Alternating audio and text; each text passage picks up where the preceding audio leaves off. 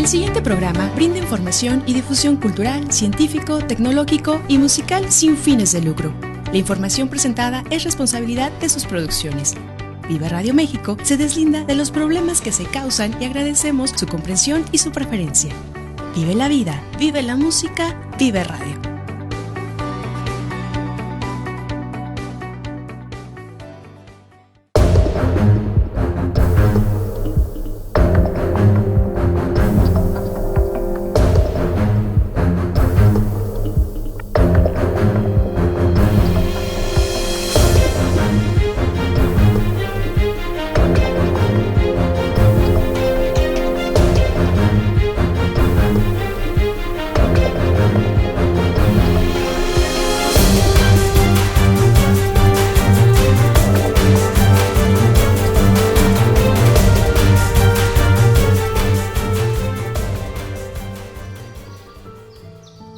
Buenas tardes, tengan todos ustedes bienvenidos a su programa Wicca Radio México.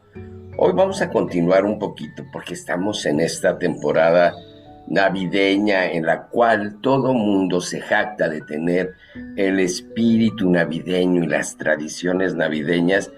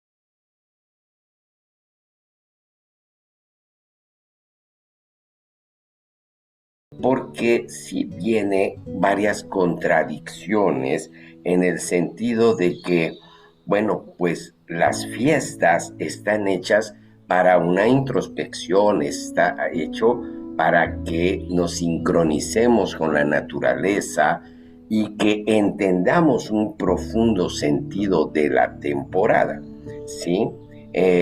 Yo creo que una de las cosas principales que tenemos que entender, vuelvo a repetir con todo respeto y sin afán de entrar en una polémica, pero pues nosotros todas las personas giran las fiestas alrededor del 25 de diciembre como fecha del nacimiento de Jesucristo.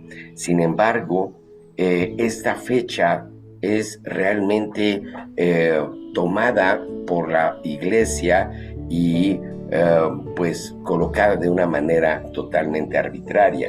La ponen en estas fechas porque era, al no tener la iglesia cristiana primitiva una certeza histórica del día del nacimiento de Jesús, lo ponen lo más cercano a las fiestas que se llamaban las fiestas del sol invicto, el solsticio de invierno, las fiestas del dios Mitra, ¿sí?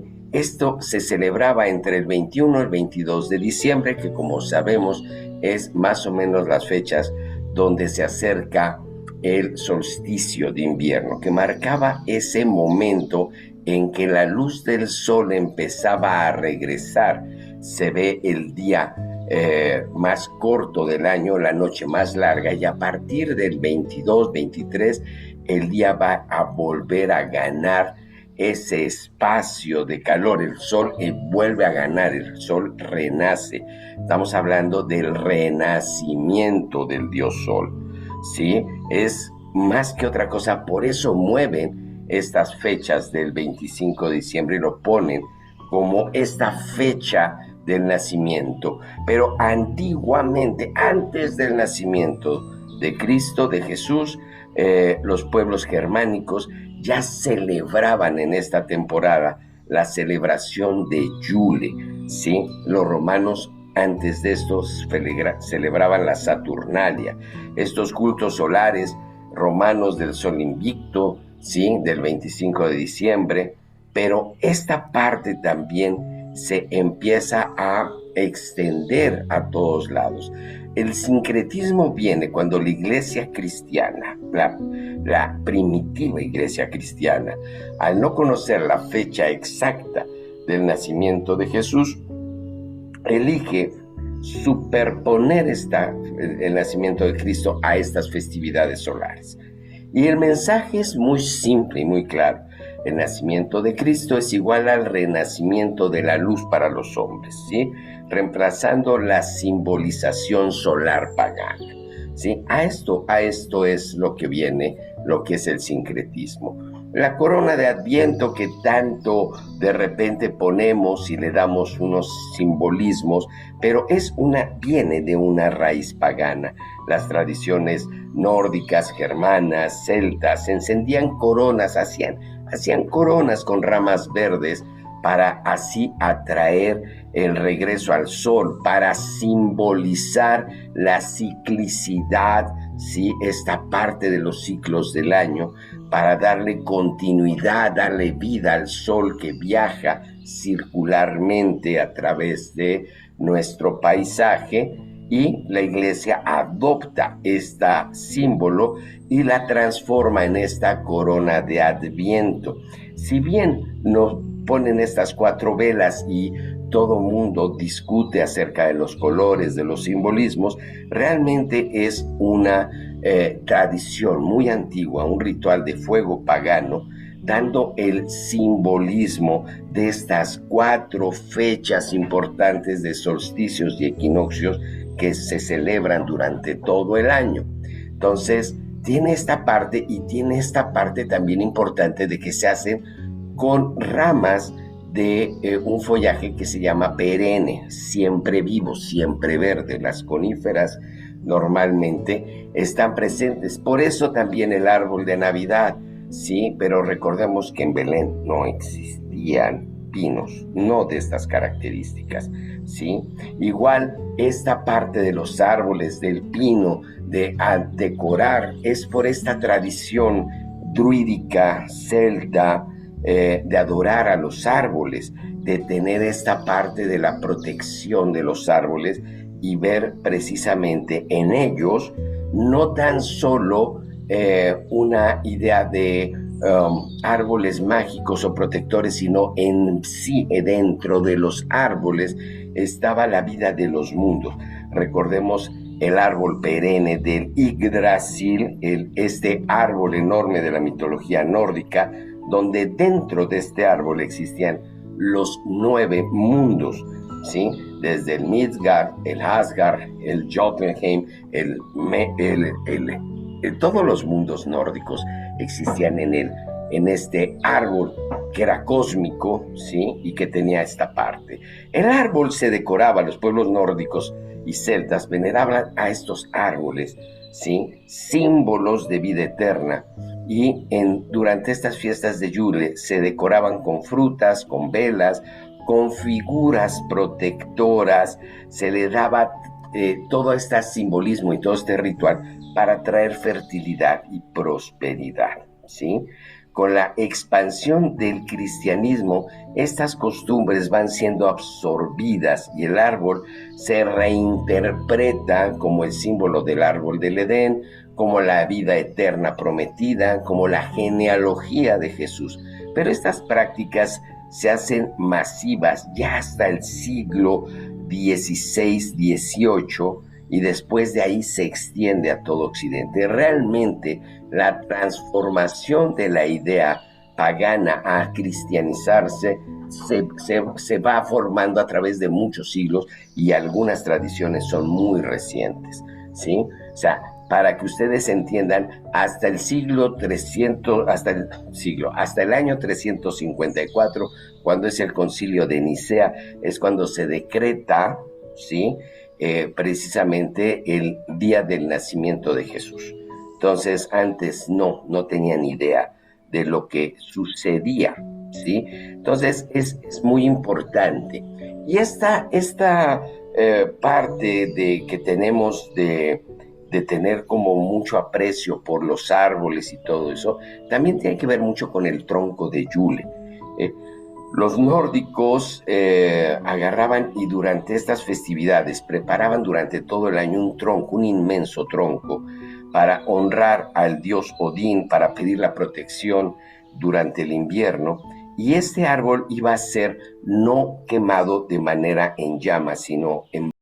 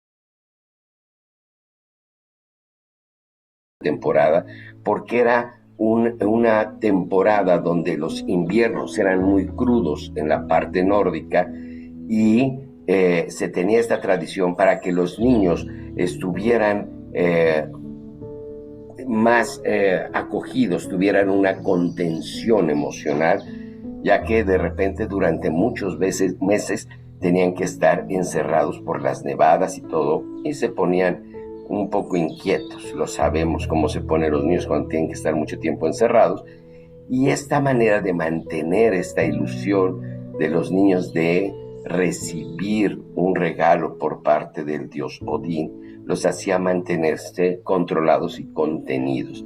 Después, durante los países germanos, empezaron a desarrollar estos conceptos de los espíritus invernales, como el Remschar, el Krampus, el Weihnacht, la misma bruja befana, todos estos ligados mucho a esta parte de riesgos, peligros, de sombras del invierno.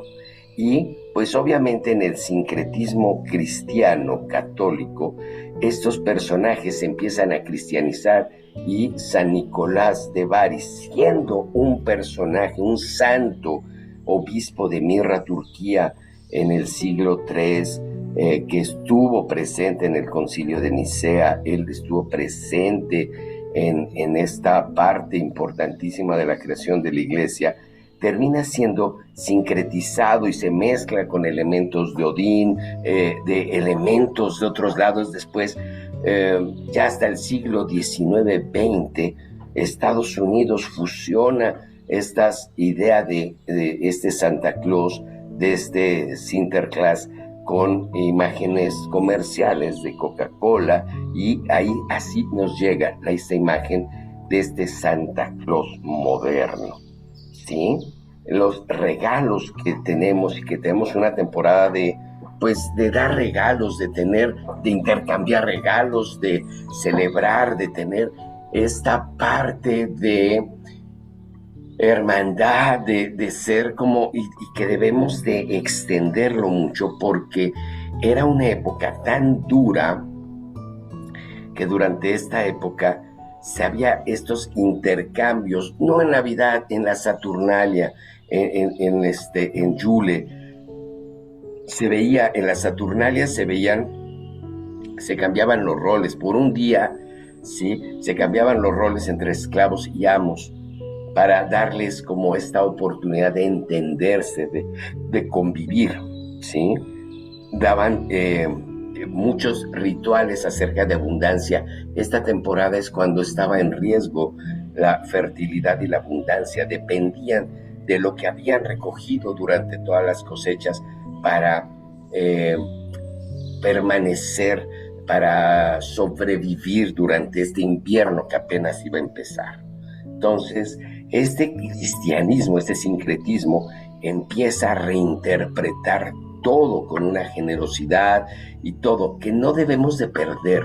Lamentablemente, todo esto no nada más se ha sincretizado con la parte pagana o la parte cristiana, sino tenemos un tercer factor que se ha sincretizado mucho con la parte comercial y el merchandise, que es una de las cosas que de repente, por eso hay tanto Grinch en esta cultura ahora, porque repudiamos esta parte tan mezquina y tan material de ver toda esta parte de las fiestas navideñas como simple pretexto para vender más. Si bien entendemos que hay una temporada en la cual tenemos que compartir, no se trata de que compartas lo que no tienes. Los banquetes que tienen que ver es cómo sobrevivir al invierno, cómo compartir los recursos, cómo honrar a los dioses. Desde tu tradición, desde lo que sea, necesitamos honrar a los dioses, a Jesús o a los dioses de la agricultura, a todo, y compartir lo que tenemos a manera de hermanarnos en esta preparación del hombre contra esta naturaleza invernal, este frío. Entonces, no hay mejor manera de sincretizar el sentido de la Navidad, ¿sí? Ya sea católico o pagano, que tratar de compartir, ¿sí?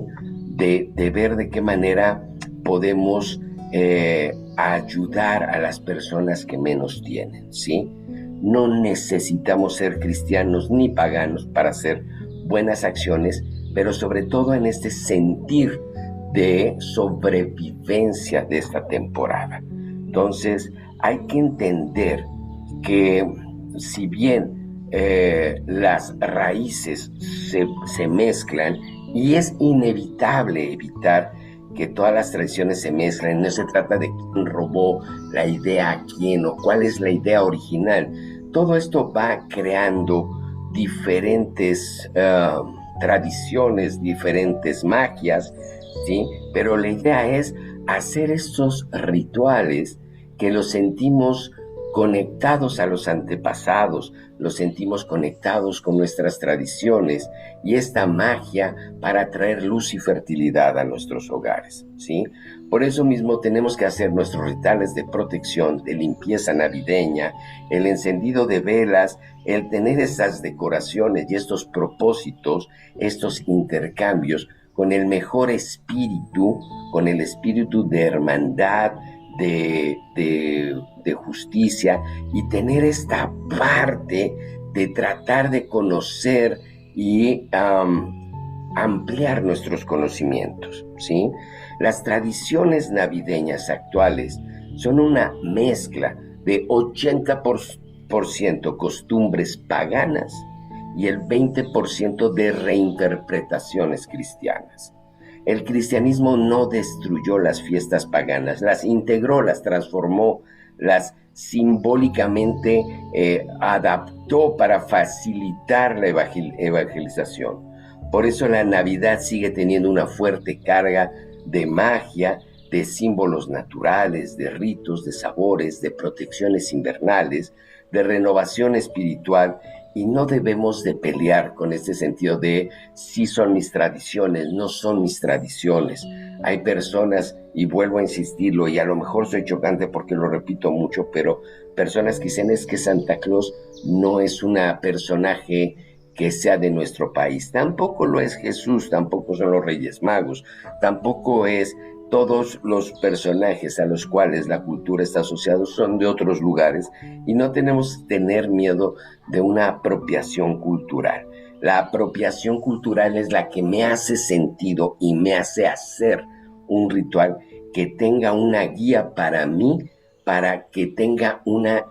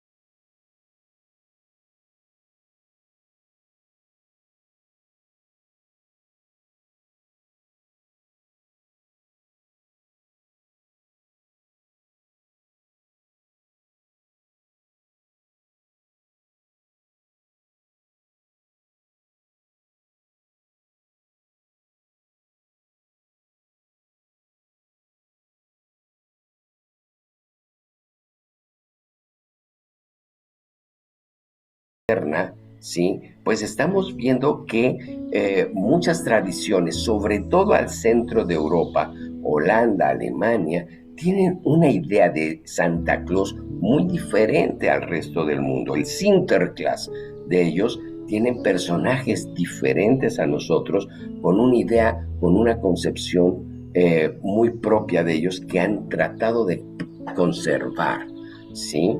Y ya todos estos villancicos, el mismo nacimiento que San Francisco de Asís promueve como una acción evangelizadora en Italia, pues se vuelve también una tradición, ¿sí? Los famosos belenes o los famosos nacimientos para tratar de ejemplificar este momento del nacimiento de Cristo, ¿sí?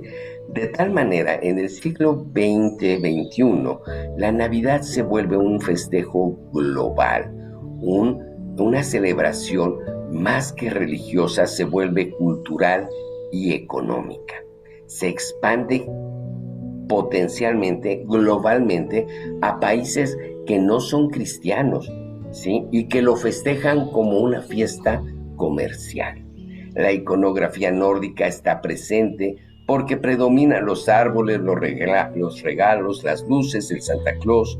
Se mantiene esta estructura simbólica pagana del renacimiento de la luz, de la abundancia, de la unión entre las personas.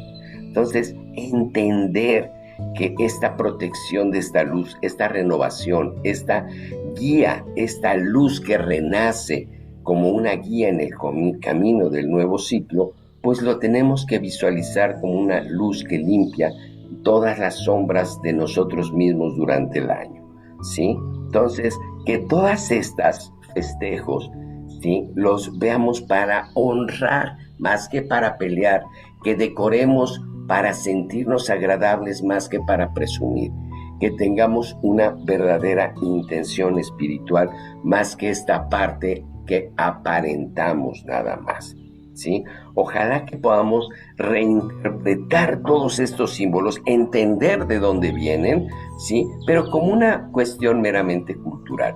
Por mucho que yo conozca, si no lo llevo a la práctica y no significa algo para mí, de nada sirve, ¿sí? Tendremos que revisar estos ritos que hacemos. Hay muchas personas que acostumbran tener sus ritos caseros, sus ritos personales, estos ritos de purificación del hogar, quemar a lo mejor algún tipo de incienso, prender alguna vela o sacar la maleta en fin de año o prender o hacer un cierto tipo de tradición familiares muy personales, muy de mi familia, muy de un linaje.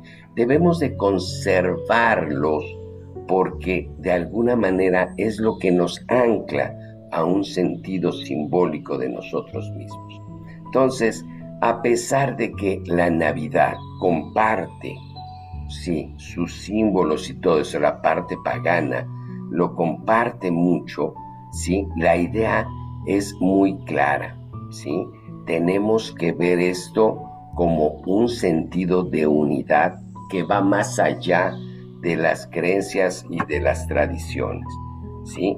Va más allá, va, yo creo, a la raíz del propio ser humano, el activar, el dar y recibir, el activar el flujo de la abundancia y sentirnos parte de una comunidad que se llama ser humano, ¿sí? No importa tu tradición, no importa en lo que creas, lo importante es creer en la abundancia, en el agradecimiento, ¿sí? Y tratar de tener este sentido, esta sensación de unidad, que no sea nada más la parte comercial, sino que realmente busquemos un sentido práctico profundo que nos lleve a tener una muy feliz Navidad, ¿sí? Desde la parte pagana, un feliz Yule, un feliz solsticio de invierno, una feliz fiesta de renovación, ¿sí? En estos ciclos agrícolas, ¿sí? Pero sobre todo que tengamos esta luz profunda en nuestras vidas. Ok, entonces los espero en el Krampus Fest en San Luis Potosí este 14, Calzada de Guadalupe 323, ahí en el centro de San Luis Potosí. Vamos a tener muchas actividades. De hecho, iniciamos a la 1 de la tarde con la conferencia acerca del Krampus. ¿Qué es el Krampus? Esta idea y el profundizar sobre este personaje de verdad les va a sorprender mucho. Van a estar muchos talleres, muchas conferencias, va a estar el mercadito, va a estar todo muy agradable y vamos a finalizar a las 7 de la noche con la celebración de Yule, la celebración celta de Yule, con toda la seriedad que tiene esta celebración, y espero que nos puedas acompañar. De verdad están todos invitados a la Aquelarre, San Luis Potosí, Calzada de Guadalupe 323, ahí los esperamos, y yo les agradezco mucho. Les dejo ahí un poquito la publicidad para que nos acompañen, por favor, ¿sí? Les mando un abrazo y estamos viéndonos este domingo 14 ahí en San Luis Potosí. Nos vemos hasta la próxima. Esto fue un programa más de Wicca Radio México.